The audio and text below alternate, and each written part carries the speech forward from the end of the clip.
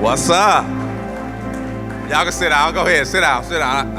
I got a little handy wipe because I want to do safe comedy. Want to do a little safe comedy this morning. How everybody doing? Y'all good? Man, show love to everybody that's been up, man. My man that tore it down. The praise team was fantastic. I appreciate Pastor Vaughn this opportunity to be over here with the fellowship of Houston. I am Marcus D. Wiley, and I'm just happy really to be back in church, man. Y'all lucky, y'all back coming to church, because my church, we still on stream. And I'm trying to tell my pastor, look, man, stop trying to act like we're at church. We not. I'm in my drawers. I mean, I wake up and I watch him in my drawers, and he steady saying stuff like, lift your hands. I'm like, bro, I'm about to go to the restroom. You know, I'm doing stuff that I normally do because I don't get dressed for church no more. Our church start at 9. I get up at 8:59. I just grab the phone. I'm up. You know what I'm saying? Sometimes I'm naked. My wife naked. Is this too much information? Because I don't want to offend nobody, but I'm just telling you, this is how our church is, and we still have communion, you know, but we not at the church no more. So they don't administer what they give. We use what we got at home. Okay, let me paint it for you. Okay, so at the church they have, you know, the little, do y'all use a little, what is it? The little plastic cup with the little cracker and the little juice. Do y'all use that here? Okay, it's really not a cracker, right? It's like some styrofoam, but they say it's a cracker. Y'all know what I'm talking about, right? Yeah. And then that juice, I mean, where the juice been? I mean, is the juice FDA approved? I mean, we don't know nothing about the juice. Our juice tastes spoiled all the time because they don't put it in the refrigerator. I mean, it's just hot. But anyway, my pastor, he told us, he says, hey, since we're not at church, this on the stream, since we're not at church, just get something in your hand.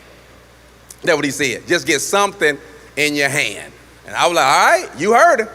Nah, he just said get something. And for years, I've been wanting to upgrade communion. You know, I've been wanting to supersize it. You know, we've been eating that cracker, drinking that juice for far too long. You know, so when my pastor said get something in your hand, I went from grape juice and a cracker to Hennessy and a honey bun. Yeah. And my church is growing. I don't know about their church, but my church growing. Yeah, they love communion at my house. And so that's what I've been up to. That's what I've been up to, man. But y'all looking good in here. This look like y'all have a good vibe, you know. Sometimes you go to a church and seem a little, but seem like y'all like each other. Am I right? Amen. Okay. I'm just checking, because y'all may not, you know, you may not. So how y'all been handling this COVID-19, this coronavirus, man? Y'all, the last time I've been on stage, first of all, this is the first time I've been on stage since March 15th. That was my last show. I'm gonna do a little piece of it before I get off. My last show I did called Bathtubs and Bible. Last time I've been on stage in front of people is March 15th. I've been doing a lot of Zoom shows. These are the worst. Where you just sit there and talk to a computer or a phone. You don't hear no laughter. You can't see any faces. So I don't know who I'm offending on this Zoom. Because, you know, I'm edgy. I'm real edgy with my comedy. I'm clean, but I'm edgy. Like, for instance, during the shutdown, I wrote this joke about some people who bought stuff before the pandemic, they regret what they bought, right? It's called buyer's remorse. Like at my church, it's a lady, and she bought, how can I say this? I see some kids in here. She had bought the breastplate of righteousness. Okay, some of y'all don't know what that is. Okay, but before the pandemic, she had went and got her 1st and 2nd Timothy. Some in the middle still ain't got it. Oh, the book of Titus. Okay, anyway, you know, she went and got that done. That's what she got done in February, because she had money. Then the pandemic hit, lost her job. Then she came to the church and was like, yo, I need some money, you know, and they was like, what for? She was like, I need rent. And they was like, it's on your chest. You call them racks. And so The rent, the racks stay on your chest. You don't have the money for it, you know. I'm just saying, people's making some bad decisions, you know, and they looking at the stuff they bought. It's a guy, same dude. I'm just not on the latest. It's a guy in my church. He has a, he was receding, you know. Let me see, most of y'all straight. But he was receding, he was losing his hair. And they got this new thing out where you can have your little hair transplant. You know, LeBron James got it. Deion Sanders went and got it, Brian Urlacher, all of them, they got that thing. Well, for those of you that haven't done your research, it's $18,000 for this particular surgery. $18,000. I'm just gonna let mine go. My boy went and got it though in February. He went and got it and paid $6,000 down, put $6,000 down on $18,000 for some hair. It's like a house note. He went and got it, right? And so, he get the transplant, pandemic hit. But the pandemic hit, so the doctor that did his surgery is not deemed essential workers. So he's not able now to go get his follicles stimulated so the process of his hair can start back growing. And the barbers was not deemed essential for the longest, so he couldn't get it cut. Dude looking like a cross between a chia pet and a chia pet. That's just what he looked like. It's just everywhere. It's just slick. It's wavy on one side, curly on one side, nappy in the back. Man, he toe down. So the pandemic had made folk very, very careful in having buyer's remorse. Now I heard Pastor say something, Pastor Vaughn. He said, "You said you was tased 4 times? What you was stealing?" Oh, okay. Well, I'm gonna get off that. I didn't know. I didn't know. I wanted to ask you that before I got on stage. Yeah, because I can't take, it seems like that tasing hurt. But I saw a video the other day, you know, because I'm really not on social media a lot, but I saw the video where the dude got tased by the law, and that boy went and chased the law. And the law had a gun, and he was running. And I said, God dog, what weed he on? I mean, was you on that? What type of weed is that he on? But anyway, let me get to it. Y'all, I want to do a little something for y'all. I recorded on the 15th. I recorded this special called Bathtubs and Bibles. That's what I want to do for Fellowship of Houston this morning, a bit of it. It's called Bathtubs and Bibles. Pastor, this your shirt. They told me you wear extra large. I was like, I don't know. But they said extra large. Now that's what they say. You know, everybody dreaming. But I know this pandemic has put extra weight a little bit on mostly everybody. I done gained about 10 pounds during the pandemic. And then I brought my book for y'all, Hustle and Faith. You know, I believe God, he honors your faith, but he rewards your hustle. It's all in the Bible. He rewards hustle, but I mean, you know, he honors faith. And so, Pastor, these are yours. Want me to just leave it right here? Okay, I'm gonna leave that right there. Let me give y'all a little Bathtubs and Bibles, and I'm out your hair. Y'all, I grew up in a time where folk took baths. Yeah. When I was a kid, I grew up where folk took baths. Some young people in here, you don't even know what a bath is because you've been taking showers all your life. But I grew up where I took a bath. A bath is where there's a tub. And you fill the tub up with water. And everybody in the house that's a kid got to get in the same water. Yeah, it was very nasty. They wouldn't let you drain that water. Hey, don't you drain that water. Your cousin them coming over here, leave that in there. It was real nasty. But that's the reason why I don't get sick. That's the reason why I don't catch colds, because I grew up bathing with people, okay? All right? So, anyway, bathtubs and Bibles and baths, y'all. Baths back in the day represented something. Baths represented relaxation. You know, when you wanted to relax, you take a bath. If your body was aching, old folk would tell you to put a little Epsom salt in the water. Somebody know what I'm talking about. Epsom salt looked like little crack rocks, but you put it in the bottom of the tub and the water hit it and it does something to your body. Some people tell you put a little rubbing alcohol in the water. You know, that'll help you. Now, back in the day, we did not have bubble bath. but we knew how to make bubbles. We had Joy. We had Palmolive. We had Dawn.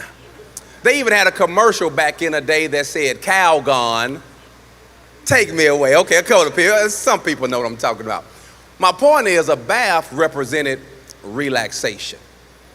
And what I was sharing in my last special, Bathtubs and Bible, is if you're going to be a believer, a follower of Christ, a churchgoer, man, you got to learn how to relax. You got to relax. I don't know why it's church folk all on edge. You know all the scriptures in the Bible. Some of y'all know the Bible so well, you know the maps. You know the maps they put in there. But steady on edge. And church folk got to learn how to relax. Let me show you what I mean. I'm at my barbershop. I go to the barbershop every Thursday. I love my barbershop because at my barbershop, we talk about women. We talk about sports. We talk about females. We talk about politics. We talk about cars. We talk about girls. Okay? Ladies are a running theme at my barbershop. Well, this particular Thursday, I'm at my barbershop, and the topic of church came up. Church. And since we talk about everything, I said, well, let's talk about church. And when we started talking about church at the barbershop, I noticed that none of the barbers in my barbershop go to church. Not one. I've been going to this barbershop since I graduated from TSU. And so I said, I need to find out why they don't go to church. Now, Fellowship of Houston, I'm about to share with you some reasons people ain't coming here. Don't get mad at me. I'm just reporting what the streets are saying. Okay, this ain't even me talking. This is he that is within me. Okay? I'm sharing this with you. The first barber in there is a dude by the name of Eric. Everybody say E. I said, E, why you don't go to church? E say, Mark, I don't go to church because it's boring. And what'd he say? He said, I don't go to church because this here is boring. I've been in church all my life. Church ain't never been boring. But it's been long.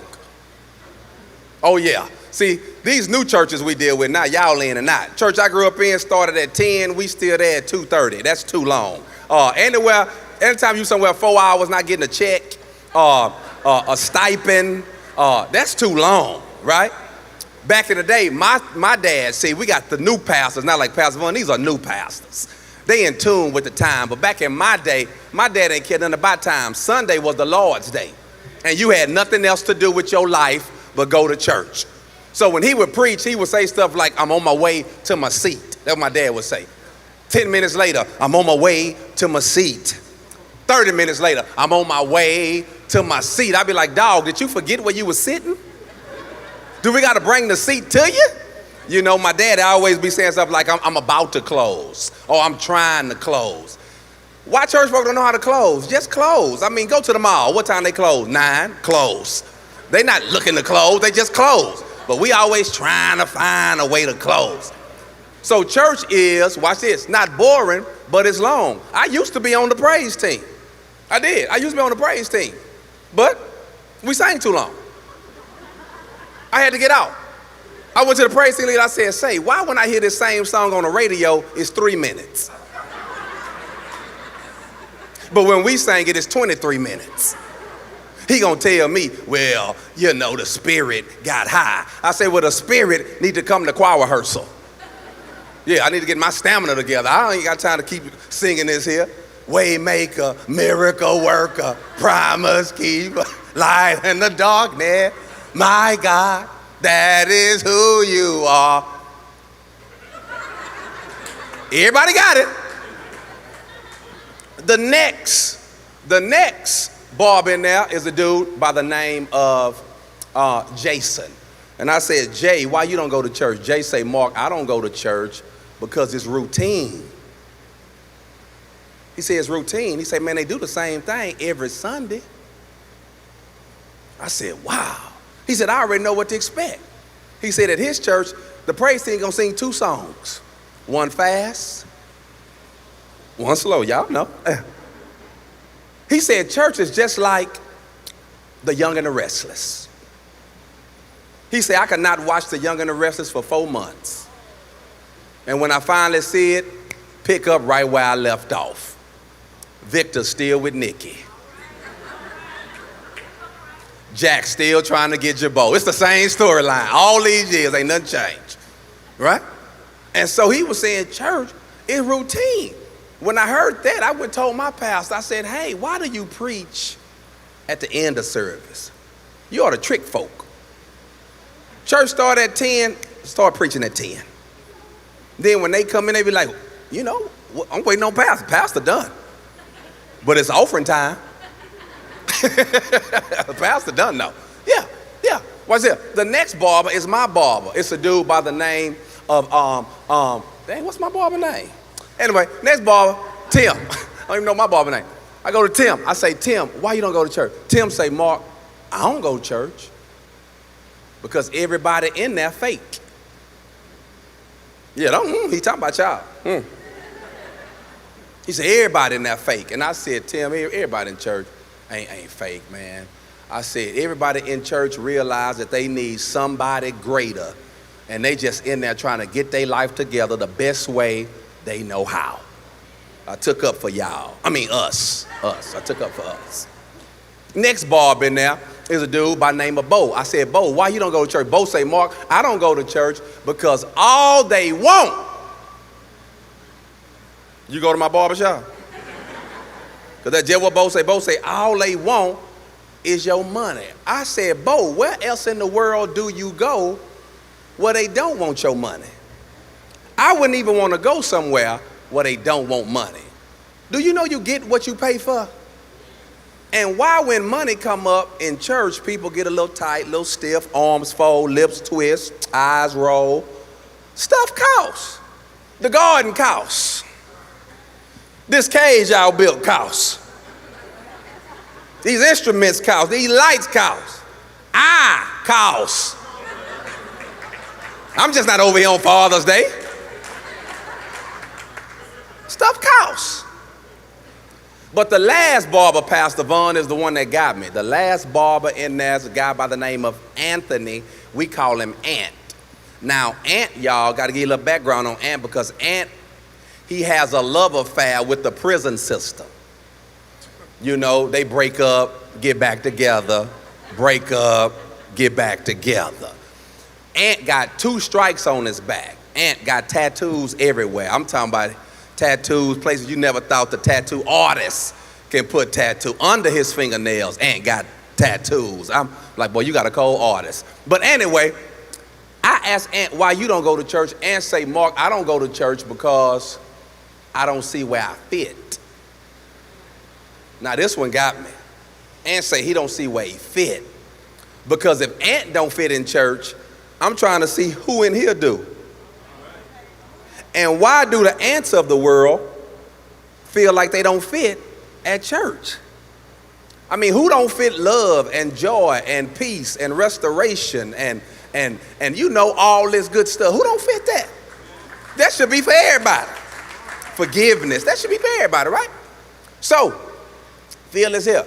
Ant tell me he don't fit. So what I did, that stuck with me. So I went prayed to the Lord, you know, our Savior. I went prayed to him. I'm not a prayer warrior, but I hollers at him. And I went asked God, I said, is there a church? Have you created a church where everybody fit? Like a church where, a church without spot. I believe that's what y'all Bible say. Church without wrinkle. Is there a church created where everybody fit? And believe it or not, the good Lord showed it to me. Y'all, out the blue, one of my childhood friends called me and said, hey, Mark, I got tickets to go see the Texans. I got sweet tickets. For those of you that don't know what sweet tickets are, that's when you sit up in the press box and it's all you can eat, all you can drink, and all you can drink. Some of y'all know the difference. He said, I got a sweet ticket at the Texans game for you. I said, cool in the game. I'm there. I'll see you after church. He said, no, come early. I said, okay, I'm going to go to first service at my church, then I'm coming. He said, no, get there early. I said, dog, the game don't start till 12. Why would I be coming somewhere this early? He said, come early because we tailgate. Listen to me. Fellowship of Houston. If you want to see what real, true, genuine fellowship look like, I beseech thee, therefore, brethren, to attend a tailgate at the Texans game. Y'all, when I walked out to the NRG Stadium, I was thoroughly impressed. I mean, when I walked out there, y'all, everybody out there was operating in their fit. Everybody was doing what they do well with no judgment, no criticism, and no condemnation. I mean, everybody. When I walked out there, they had living room furniture, dinette sets, patio furniture, flat screen TVs, riding mechanical bulls, jacuzzis, RVs. Everything was out there. Every ethnicity out there doing what they do with no judgment. Over here, you had the Asian community. And the Asian community was over here with they shrimp fried rice, they sushi, they sake, they egg rolls, they wontons, they fortune cookies. Wasn't nobody out there saying, that ain't how you roll an egg roll. Wasn't none of that going on. Wasn't nobody saying, we don't fry rice, like none of that.